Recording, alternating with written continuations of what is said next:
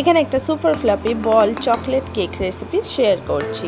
প্রথমে 6 চামচ দুধ কোকো পাউডারের ভেতর দিয়ে দাও, তারপর হাফ কাপ দই,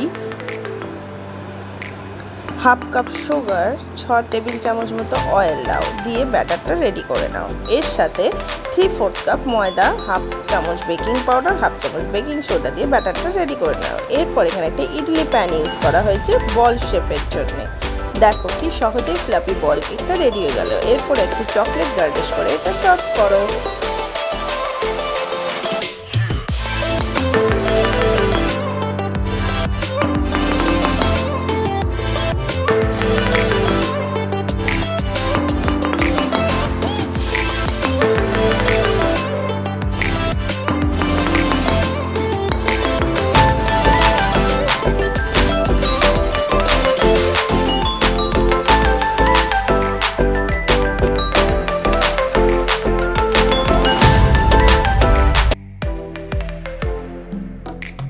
এখানে আমরা আটা দিয়ে একটা চকলেট ডেজার্ট তৈরি করে নেব। প্রথমে হাফ কাপ দই এবং তাতে জ্যাগারি পাউডার মিশিয়ে নিয়েছি, অয়েল আর দুধ।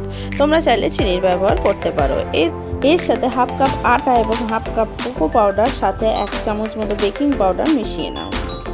এর সাথে গরম জল মিশিয়ে একটা ঠিক কনসিস্টেন্সি অনুযায়ী একটা ব্যাটার রেডি করে নিলাম। এটাকে 20 মিনিটস মতো বেক করে নিলেই রেডি হয়ে যাবে আটা ডেট। ওপর দিয়ে নাটি হট চকলেট স্প্রেড করে সার্ভ করো।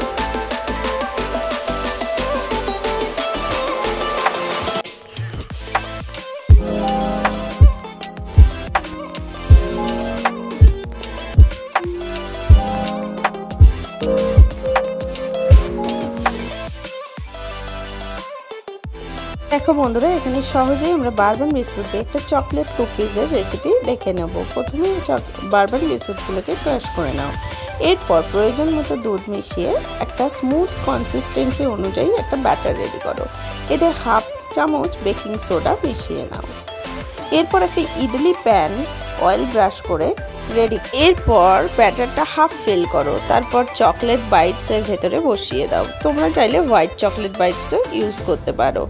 তারপর ওপরটা ফিল করে দিয়ে এটা 20 মিনিটস মতো বেক করে নাও। দেখো কি সুন্দর কুকিজগুলো রেডি হয়ে গেছে। এটা যেমন ফ্লাফি তেমনই ভেতরে চকলেটি।